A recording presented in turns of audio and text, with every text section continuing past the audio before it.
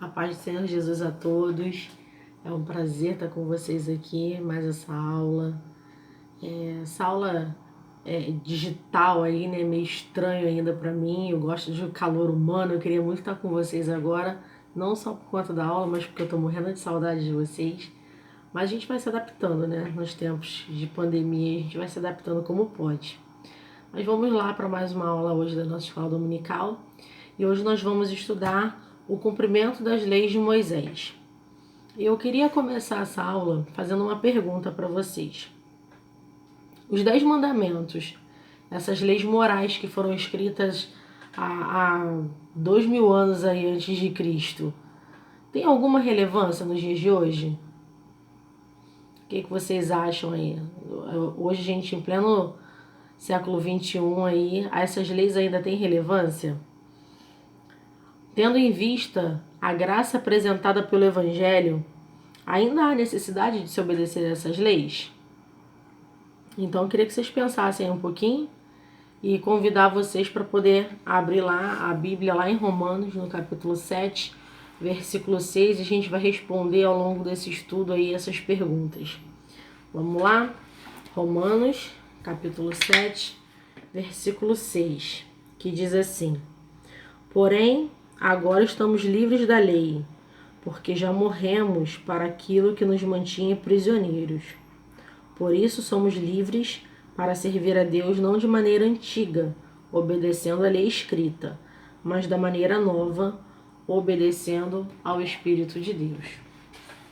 Bom, então aqui fala muito de liberdade, né? Hoje nós somos livres para adorar a Deus não por uma lei escrita, mas sim pelo convencimento do Espírito, no Espírito de Deus.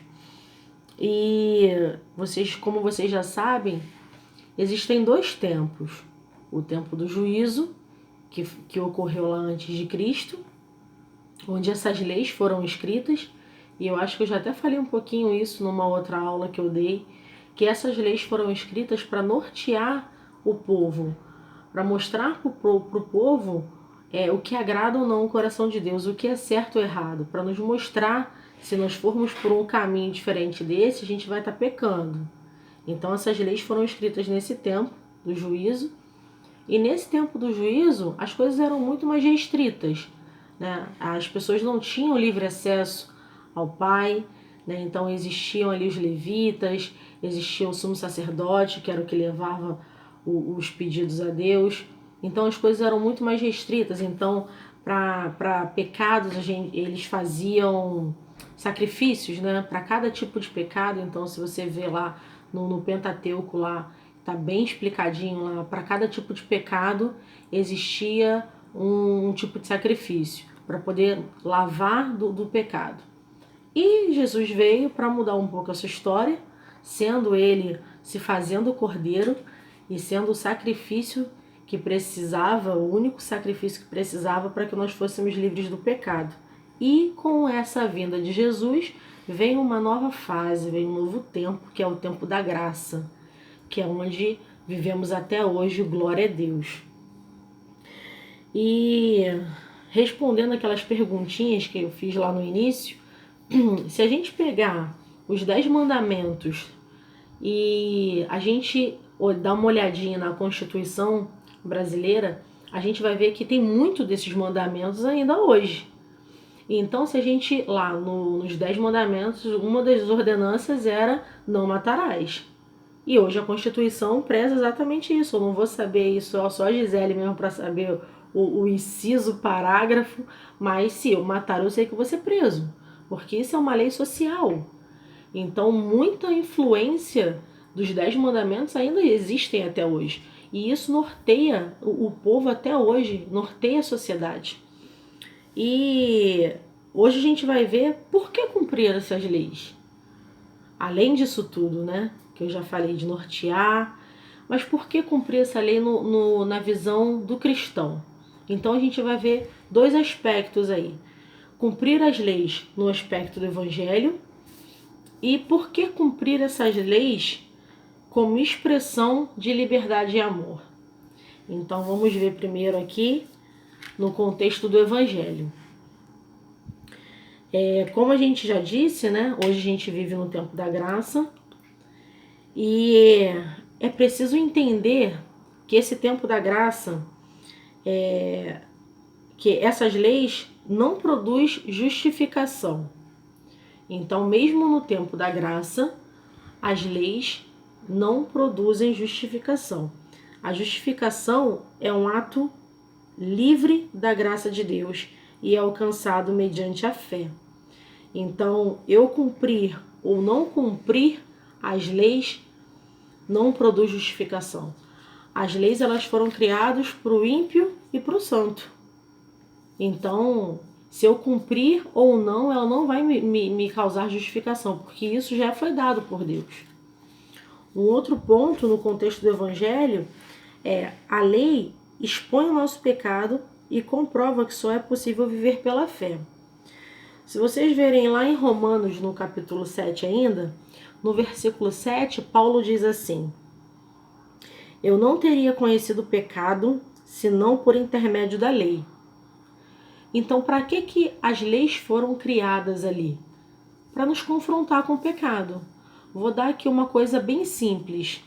O pecado da mentira. A gente sabe que mentira é pecado, porém, no mundo secular, as pessoas mentem, tem uma facilidade para mentira, mesmo sabendo que é errado, uma facilidade absurda.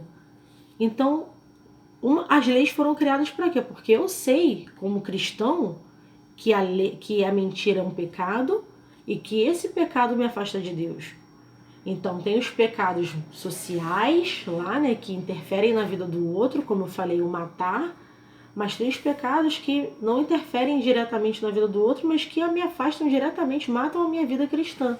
Então, essas leis foram criadas exatamente para isso, para me nortear, para me mostrar o que é o pecado. E assim como Paulo diz, se eu não conhecesse as leis, eu não teria conhecido o pecado senão por intermédio da lei. A gente, como cristão, a gente precisa entender quais são essas leis, porque as leis são a expressão da vontade de Deus. E eu descumprindo essas leis, eu estou desagradando o coração do meu Pai. Um outro aspecto no ponto do Evangelho, a lei não é condição para a salvação, mas é observada como sua consequência. Gente, isso aqui é muito importante, porque tem pessoas que acabam se confundindo, né? Eu obedeço todas as leis, eu vou ser salvo? Não necessariamente. Eu conheço pessoas que não são cristãs, que são pessoas extremamente corretas no seu viver, mas não são salvas, porque a salvação só vem por intermédio de Cristo, não é por cumprimento de leis. Glória a Deus porque as pessoas vivem corretamente, mas não alcançaram o objetivo, que é entregar a sua vida a Cristo. Então não confunda o cumprimento das leis com a salvação, são coisas bem diferentes. Porém, a salvação é uma consequência,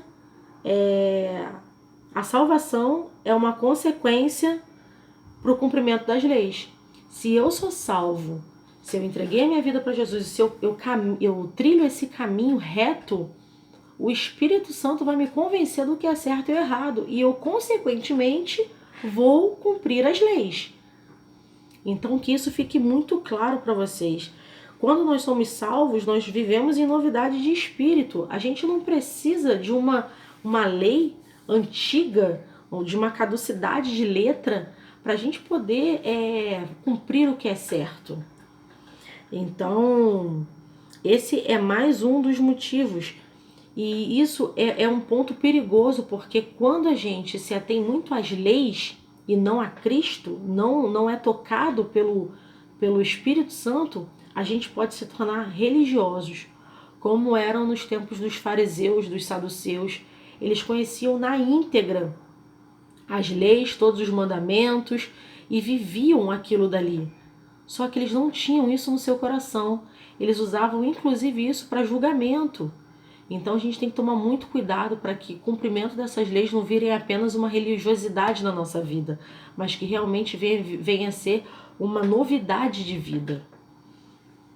Um outro ponto é que mesmo sendo nos dias de hoje, a lei não pode ser desprezada.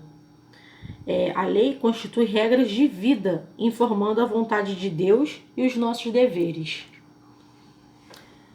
Então, a lei ela não pode ser desprezada, mesmo nos dias de hoje. A lei ela anda em parceria ali, com a salvação, com todos esses pontos que eu falei.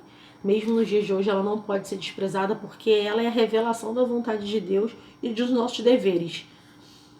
E um outro aspecto, como eu falei lá no início, agora o segundo aspecto é o cumprimento da lei como expressão de liberdade e de amor. Isso aqui é muito fantástico falar, né? Porque, como eu disse, quando nós somos salvos, nós somos transformados dia após dia. E as leis acabam não sendo uma coisa imposta. Não é uma coisa de fora para dentro. Eu leio e eu sei que aquilo dali é uma ordenança de Deus e eu não posso fazer. Isso acaba fluindo, de dentro para fora. O Espírito de Deus vai me convencendo e vai me mostrando. Gente, isso é fantástico. Essa liberdade de expressão do amor. O nosso Deus é tão fantástico que Ele nos dá a liberdade de querer servi-lo ou não, de querer cumprir as leis ou não. Ele não impõe nada. O nosso Deus ele é maravilhoso, porque Ele é muito gentil, Ele nos dá liberdade. O livre-arbítrio está aí por causa disso. Nós temos essa liberdade, eu tenho a liberdade hoje de ser cristão ou não. Eu sei das consequências disso. Se eu não for se eu não servir a Deus, não é ser cristão. Se eu não servir a Deus, eu sei que eu não vou alcançar minha salvação. Consequentemente, eu vou passar minha eternidade no inferno. Isso é uma consequência. Mas Deus ele não impõe isso para mim. Você tem que me aceitar, você tem que caminhar comigo. Não é uma liberdade. Cristo ele nos ama a tal ponto que ele fala: filho, escolhe. Esse aqui é o melhor caminho para você, mas você tem o direito de escolha. E quando a gente vive nessa liberdade, nesse amor, a gente consegue viver essas leis com mais suavidade. As coisas brotam de dentro para fora. Cristo ele vai nos mostrando dia após dia onde a gente precisa melhorar, o que a gente precisa acertar, quais são as leis que a gente ainda não cumpre, mas que a gente precisa cumprir.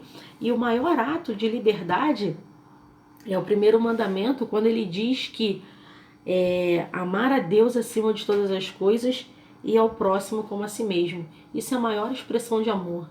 Amar a Deus acima de todas as coisas. Tudo que eu construí aqui, isso tudo é passageiro. Assim como diz a música lá do Gabriel Guedes, né? Isso tudo aqui vai ficar. Isso tudo é passageiro. Mas amar a Deus acima de todas as coisas e ao próximo como a si mesmo. Tem expressão melhor de amor do que essa? Porque eu nunca faria mal a mim mesmo.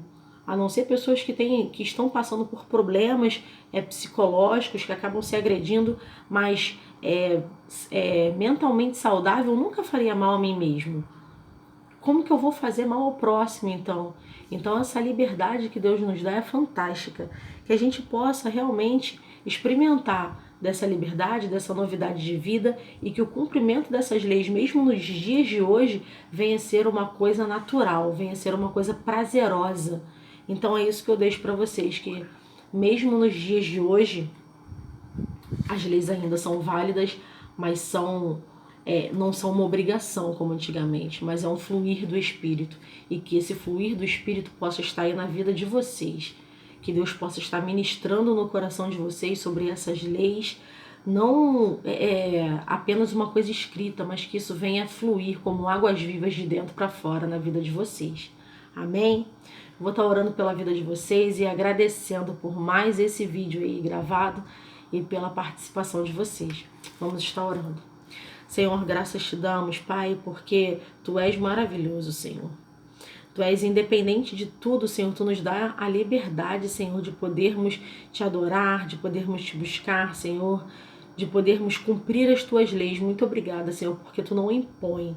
Tu apenas nos mostra o caminho e é o caminho reto, é o caminho certo. Muito obrigada. Eu oro agora, Senhor, pela vida de todos esses juvenis que estão assistindo a esse vídeo. Que Tu possa estar ministrando, Senhor, no coração deles tudo o que precisa ser feito ainda, Senhor. Todas essas leis que foram feitas há muito tempo, mas que são vivas até hoje, que Tu possa estar ministrando no coração deles, Senhor. A cada tempo, Senhor, essas leis se transformam conforme a modernidade, mas elas nunca vão perder a sua essência. Então, que nesses dias de hoje, nesses dias de modernidade, que eles não venham se perder, Senhor, da tua vontade, Pai, em nome de Jesus. Que tu possa estar sendo com eles a cada dia, Pai, em nome de Jesus. Amém. Muito obrigada, queridos, e fiquem na paz.